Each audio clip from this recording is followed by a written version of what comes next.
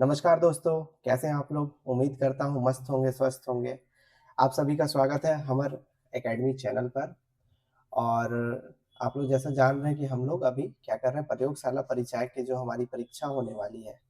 कब होने वाली है? ये जो परीक्षा है हमारी, ये 26 जो हमारी जुलाई को होने वाली है, ठीक है? 26 जुलाई को जो आगामी 26 जुलाई को होने वाली है, उससे संबंधित बहुत सारे हम एमसीक्यूज़ लगा रहे हैं, ठीक है? जो हमारी मल्टीपल चॉइस क्वेश्चंस हैं उनको हम देख रहे हैं और ये ऐसे वैसे क्वेश्चन नहीं है, ये सारे पूर्व में आए हुए क्वेश्चंस हैं, ठीक है? जो कहीं न कहीं सेंट्रल लेवल की जो परीक्षा होती है, जो केवी की परीक्षा हो गई, एनवी की परीक्षा, नवोदय विद्यालय या ईएमआरएस की परीक्षा हो गई, इन सभी से जो संबंधित जो प्रश्न हैं, वो सारे प्रश्न यहाँ पर हैं। आज मुख्य रूप से जिन विषयों पर हम चर्चा करेंगे, वो है प्रयोगशाला से संबंधित जो प्रश्न होंगे, ठीक है? और प्रयोगशाला के साथ कुछ विज्ञान के भी प्रश्न होंगे, ठीक है? और ये प्रश्न बहुत ही उन्नत प्रारूप में आपको लाए गए हैं जो है कथन कारण वाले। अक्सर होता है कि हम इस टाइप के प्रश्नों में अपने आप को थोड़ा-सा फँसा हुआ महसूस करते हैं, ठीक ना? कथन कारण, मिलान वाले, कूट वाले, अनुक्रम वाले, ये सारे जो आजकल के जो ट्रेंड बन गए हैं, ठीक ना? ट्रेंड बोलिए या पहचान बन गए हैं क्योंकि प्रश्न तो ऐसे ही आने वाले हैं, ठीक? इनसे इस तरीके के जो प्रश्न हैं उसको हम सॉल्व करेंगे। तो चलिए बिना समय गँवाए हम लोग क्या करते हैं अपने प्रश्नों की ओर बढ़ते हैं। उससे पहले आपसे एक छोटा-सा निवेदन है कि अगर आपको अच्छा लगे तो वीडियो को लाइक ज़रूर करिए और चैनल को हमारे सब्सक्राइब करिए क्योंकि इसमें ना केवल आपको प्रयोगशाला संबंधित प्रश्न या चीज़ें तैयारी कराई जाएँगी, बाकी अन्य जो परीक्षाएँ हैं छत्तीसगढ़ या जो सेंट्रल लेवल की हैं, उनसे संबंधित भी क्या होंगे, अलग-अलग तरीके के जो वीडियोज़ हैं, जैसे-जैसे डिमांड आएगा, जैसे-जैसे परीक्षाएँ आएँगी, उस हिसाब से आपको दी जाएँगी, ठीक है? तो बढ़ते हैं अपने प्रश्नों की ओर। देखिए, पहला प्रश्न ही कथन कारण वाला, जो हमारा भाग 1 है, इसमें बहुत सारे कथन कारण वाले प्रश्न अभी आपको देखने को मिलेंगे। तो पहला प्रश्न जो हमारा कथन कारण वाला है, वो क्या कहता है कि प्रयोगशाला में अम्ल जो होते हैं, ठीक ना? अम्लों को पानी में मिलाना चाहिए, ना कि पानी को अम्ल में। कहना क्या चाह रहा है इस चीज़ को समझिए। जैसे मान लीजिए मेरे पास एक परख नली है, ठीक है? और 2 कंडीशन, परख नली में क्या है पानी है और एक कंडीशन ऐसा है कि मेरे पास एक परख नली है जिसमें मैंने क्या भरा है, अम्ल भरा है, ठीक? तो यहाँ बोल रहा है कि आपको क्या करना चाहिए, पानी में अम्ल मिलाना चाहिए या अम्ल में पानी मिलाना चाहिए, ये बोलना चाह रहा है। इनमें से कौन सा सही है? ये कहता है कि अम्ल अम्ल को पानी में मिलाना चाहिए, ना कि पानी को अम्ल में। मतलब इस वाले कंडीशन को आपको नहीं फॉलो करना है, इस वाले को। पानी में आपको क्या डालना है? अम्ल डालना है, ठीक है? देखते हैं सही है या नहीं है। पानी को अम्ल में मिलाने से अत्यधिक ऊष्मा उत्पन्न होती है और जिससे क्या हो सकता है, विस्फोट हो सकता है और आप चोटिल हो सकते हैं, ठीक है? ये बताने की कोशिश कर रहा है। देखिए, पहला जो बात है हमारा वो बिल्कुल सही है कि हमें क्या करना है, जब भी हम कोई भी एक्सपेरिमेंट कर रहे हैं या एक्सपेरिमेंट करा रहे हैं, तो इस चीज़ का ज़रूर ध्यान रखना है कि जो अम्ल है, क्योंकि अम्ल जो होते हैं बेहद क्या होते हैं, ज्वलनशील होते हैं, ठीक ना? विस्फोटक हो सकते हैं, तो यदि हम अम्ल में पानी डालेंगे, वो क्या हो सकती है, रिएक्ट करके ज्वाला उत्पन्न कर सकती है और आपको हानि पहुँचा सकती है। तो करना क्या है कि पानी में धीरे-धीरे हमें अम्ल को इसके दीवार के सतह से ऐसे डालनी है, ठीक है? तो पहली बात हमारी सही है और इसका कारण क्या है, ऐसा करना क्यों चाहिए भाई? क्यों करना चाहिए? क्योंकि इससे क्या होगा, अत्यधिक ऊष्मा उत्पन्न होगा और विस्फोट हो जाएगा, तो ये भी सही बोल रहा है, ठीक है? तो हमारा कथन भी सही है और कारण भी सही है, तो इस हिसाब से इसका जो सही उत्तर होगा वो क्या होगा, पहला, ठीक है? कथन और कारण दोनों सही है और इसकी सही व्याख्या भी है, ठीक है?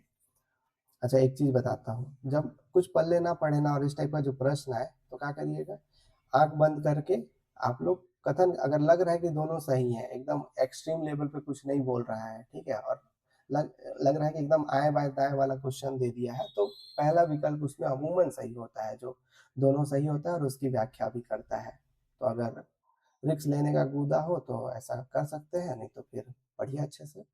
ठीक, दूसरा वाला देखिए क्या बोलता है, दूसरा प्रश्न हमारा, इसका कथन क्या है कि खून के नमूने ब्लड सैंपल्स को सेंट्रीफ्यूज करने के बाद हमेशा ऊपरी परत को पहले निकालना चाहिए। अच्छा पहले तो बोल रहे सेंट्रीफ्यूज करना क्या होता है। अच्छा आप लोग वॉशिंग मशीन देखे होंगे ना, वॉशिंग मशीन में क्या करते हैं, कपड़ा को डाल देते हैं, कपड़े को डालने के बाद वो क्या होता है, एकदम तेज गति से घूमता है। तेज गति के से घूमने के कारण क्या होता है, उससे जितने भी पानी के जो कण होते हैं, ठीक ना, सुखाने के लिए जो ड्रायर होता है, उसमें घूमने के कारण क्या होता है, जो पानी के कण होते हैं वो दूर-दूर भाग जाते हैं, ठीक है? दूर-दूर भागने से वो क्या हो जाते हैं, बाहर निकल आते हैं। तो इस प्रक्रिया को इस तरीके से घुमाने से जो अलग-अलग जो कण होते हैं, पार्ट्स होते हैं किसी भी विलयन के, वो क्या होते हैं, लेयरिंग बना लेते हैं। अलग-अलग जो उनकी सघनता होती है उस हिसाब से वो क्या होता है, जम जाते हैं, ठीक है? तो यही बोल रहा है कि सेंट्रीफ्यूज करने के बाद हमें क्या करना है, ऊपरी परत को सबसे पहले निकालना है। तो बात तो थोड़ा सही हो लग रहा है। आप लोग घर में जब खाना बनाते होंगे या खाना खाते होंगे, तो डेगची से जब भात निकालते हैं तो क्या करते हैं, पहले ऊपर वाला लेयर को निकालते हैं ना, एक ही बार खोखर के नीचे साइड पहुँच जाते हैं। नहीं ना, ऐसे नहीं करते होंगे अमूमन, ठीक? तो पहला जो है वो सही है। दूसरा क्या बोलता है कि निचली परत क्या होता है, निचली परत आरबीसी, ठीक है? जो निचली परत जिसमें आरबीसी बैठा हुआ है, ठीक है? जिसको हमको जाँचना है, आरबीसी क्या होता है, भारी होती है और सेंट्रीफ्यूजेशन के दौरान नीचे बैठ जाती है। बिल्कुल सही, बैठ जाती है। इसी कारण से हमें क्या करना चाहिए, ऊपर वाले जो लिक्विड है सबसे पहले उसे बाहर निकालना चाहिए, उसके बाद निचली परत को या जो आरबीसी है उसे अलग करना चाहिए, ठीक है? तो दोनों सही है और इसकी कहीं न कहीं ये व्याख्या भी कर रहा है कि इसीलिए ऐसा करना चाहिए, ठीक? तो इसका जो सही उत्तर होगा वो क्या होगा, ए होगा, ठीक है? आगे बढ़ते हैं। हमारा तीसरा जो प्रश्न है वो ऑटोक्लेव से संबंधित है, ठीक है? अच्छा, ठीक है, देखते हैं क्या बोलना चाह रहा है कि ऑटो ऑटोक्लेव का उपयोग सूखी नसबंदी, ठीक है, ड्राई स्टरलाइजेशन के लिए किया जाता है। यहाँ ध्यान थोड़ा मैं ये रखा हूँ कि हिंदी इंग्लिश दोनों जो टर्म होते हैं उनको लिखने की कोशिश किया हूँ, ठीक है, ताकि अगर आप हिंदी और इंग्लिश माध्यम दोनों के हैं तो आपको कहीं ना कहीं ये बेनिफिट हो। हाँ, तो देखिए क्या बोलता है, ऑटोक्लेव का उपयोग, ऑटोक्लेव एक माध्यम है, ठीक है, एक तरीका है जिससे क्या किया जाता है, पशुओं में नसबंदी की जाती है, ठीक? तो बोल रहा है कि उपयोग सूखी नसबंदी के लिए किया जाता है। अच्छा, ठीक है। फिर इसका कारण क्या बता रहा है कि ऑटोक्लेव उच्च दाब वाली भाप का, मतलब प्रेशराइज्ड, एकदम प्रेशराइज्ड तरीके से, ठीक है ना, एकदम दाब के साथ भाप को क्या करता है, उपयोग करता है। अच्छा, ठीक है। अच्छा, एक दिमाग यहाँ दौड़ा, ये क्या बोला है कि भाप का उपयोग कर रहा है। अगर भाप का उपयोग कर रहा है तो भाप किससे बनता है, जल से बनता है। जल ही वाष्पीकृत होकर क्या बनाता है, भाप बनाता है या वाष्प बनाता है, ठीक है, वाष्प का निर्माण करता है।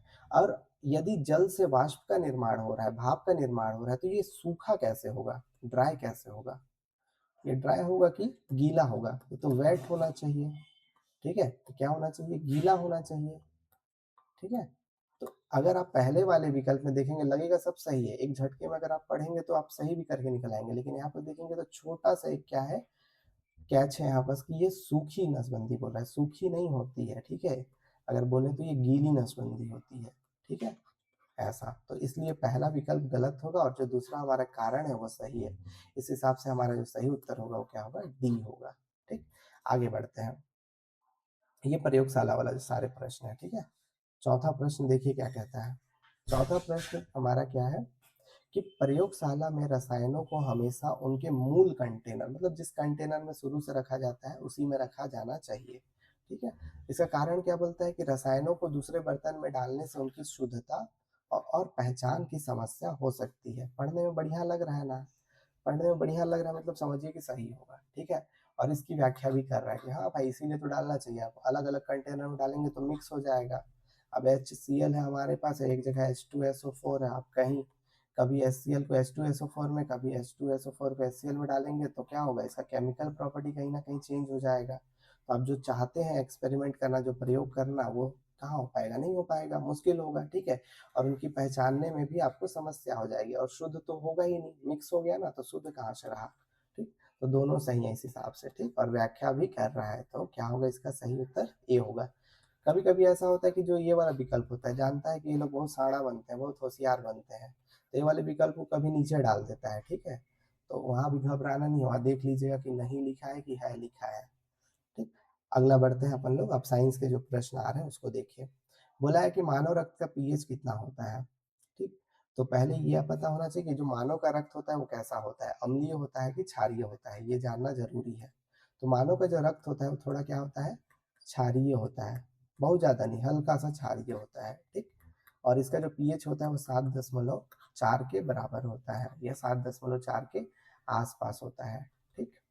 तो 7 तो होगा नहीं, न्यूट्रल होता नहीं है, 8 बहुत ज़्यादा हो जाएगा, 6.8 जो है ये अम्लीय हो जाएगा, तो इसका जो सही उत्तर होगा वो क्या होगा, बी, 7.4। कुछ पीएच आप लोग को याद कर लेना है, ठीक ना? जैसे मानो कि रक्त का पीएच हो गया या दंत क्षय, हमारे मुँह का पीएच कितना हो जाता है तो दंत क्षय होने लगता है। तो 5.5 हो जाने के कारण क्या होता है, या उससे कम जो पीएच होता है हमारे जो मुँह हो उसका हो जाए तो क्या करते हैं, ये होता है, ठीक ना? तो दंत क्षय होता है। ये सारी चीज़ें आपको पता होना चाहिए। अगला प्रश्न देखते हैं, जो नेक्स्ट प्रश्न है वो क्या बोलता है कि रक्त में शर्करा को मापने के लिए, जो रक्त होता है, रक्त में शर्करा या ग्लूकोज को मापने के लिए किस उपकरण का उपयोग किया जाता है? अब इसमें मैं बोलता हूँ एकदम बोया से बोया लिखा रहेगा वो भी ध्यान जाएगा। इसमें देखिए क्या बोला है, ग्लूकोज। अब देखिए यहाँ यहाँ पास लिखा है ग्लूकोमीटर, मीटर मापने का यंत्र होता है, ठीक है?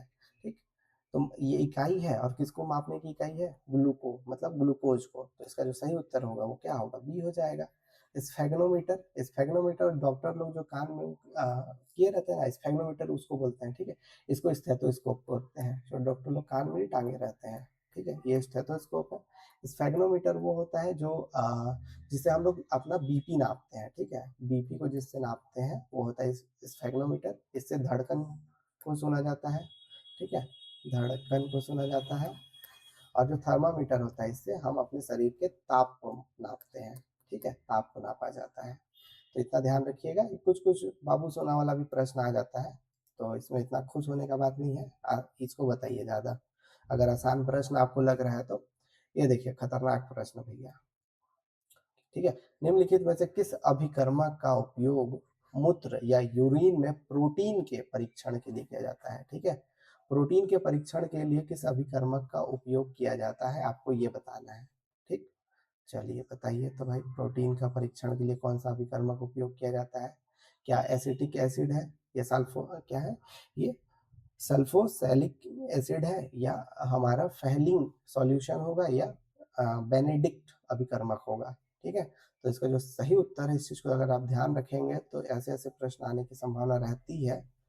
तो ये है क्या, हमारा बी, ठीक है? बी बोले तो हमारा बेनेडिक्ट अभिकर्मक, ठीक है? क्या है, बेनेडिक्ट अभिकर्मक का उपयोग किया जाता है किसमें, यूरिन में हम प्रोटीन के जांच के लिए करते हैं। आगे बढ़ते हैं। ये प्रश्न है, पीपेट को साफ करने के लिए निम्नलिखित में से किस विलयन का उपयोग करते हैं, ठीक है? कौन सा विलयन है जिसका उपयोग पीपेट, ठीक है, प्रयोगशाला में जो पीपेट होता है, जो लंबी सी नलीनुमा संरचना होती है, उसको साफ करने के लिए किस विलयन का उपयोग किया जाता है, ये बताना है, ठीक है? देखिए बहुत यहाँ पर अगर आप ध्यान देंगे तो हाइड्रोक्लोरिक अम्ल, सल्फ्यूरिक अम्ल, नाइट्रिक अम्ल, ये सारे क्या है, एक हार्ड एसिड है। क्या है ये, सारे हार्ड एसिड्स है, ठीक है?